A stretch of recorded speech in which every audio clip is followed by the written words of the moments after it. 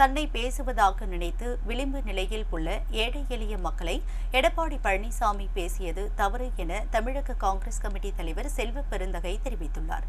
காஞ்சிபுரத்தில் பாஜக அரசு மற்றும் தேர்தல் ஆணையத்தின் வாக்கு திருட்டுக்கு எதிராக தமிழக காங்கிரஸ் கமிட்டி தலைவர் செல்வ பெருந்தகை காஞ்சிபுரம் பேருந்து நிலையம் அருகே கையெழுத்து இயக்கம் நடைபெற்றது. இதில் செல்வ பெருந்தகை கலந்து கொண்டு கையெழுத்திட்டு இந்த இயக்கத்தை தொடங்கி வைத்தார். இதனைத் தொடர்ந்து செய்தியாளர்களை சந்தித்த செல்வ பெருந்தகை, என்னை பேசுவதாக நினைத்து அதிமுக பொதுச் செயலாளர் எடப்பாடி பழனிசாமி விளிம்பு நிலையில் உள்ள ஏழை எளிய மக்களை பேசியது தவறு என்றும், எடப்பாடி பழனிசாமி எப்படி பதவி பெற்றார், எப்படி வந்தார் என மற்றவர்கள் பேசுவது போல் அரசியல் நாகரிகம் அற்ற நிலையில் நான் செய்ய விரும்பவில்லை என்றும் தெரிவித்தார். பின்னர் தொடர்ந்து பேசிய அவர், உரிமையிலும் கொச்சைப்படுத்தும் விதத்திலும் பேசிய எடப்பாடி பழனிசாமிக்கு மக்கள் பதில் சொல்வார்கள் என தெரிவித்தார்.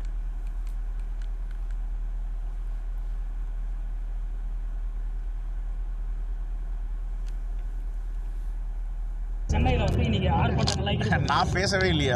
அவர் தான் அவதூறா பேசினாரு.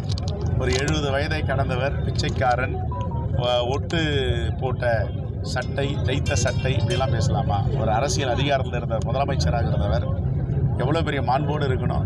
இந்திய அரசியலில் யாராவது அது மாதிரிலாம் பேசியிருக்காங்களா?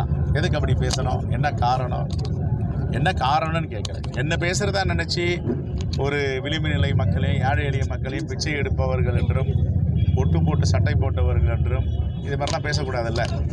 நான் அவரை கால் போட்டு பேசலை. அவர் பேசுகிறதுக்கு பதில் சொல்லியிருக்கேன். இன்னும் கூட பேசலாம்.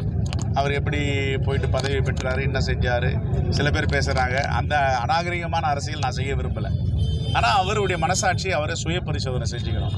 இதுமாரி ஒரு பொது வெளியில் ஒரு தமிழ்நாடு காங்கிரஸ் கமிட்டி தலைவரை, அதுவும் தேவையில்லாத எங்கள் அரசியலில் நாங்கள் எப்படி அரசியல் பண்ணோன்னு சொல்லி கொடுக்குறதும், எங்கள் கட்சிக்குள்ளே ஒருத்தர் இந்த செய்தியை சொல்கிறாரு, ஒருத்தர் இந்த விருப்பத்தை தெரிவிக்கிறாரு, இவர் ஏன் தெரிவிக்க மாட்டுறாரு, இந்த ஜோசியம்லாம் நாங்கள் சொல்கிறது இல்லை.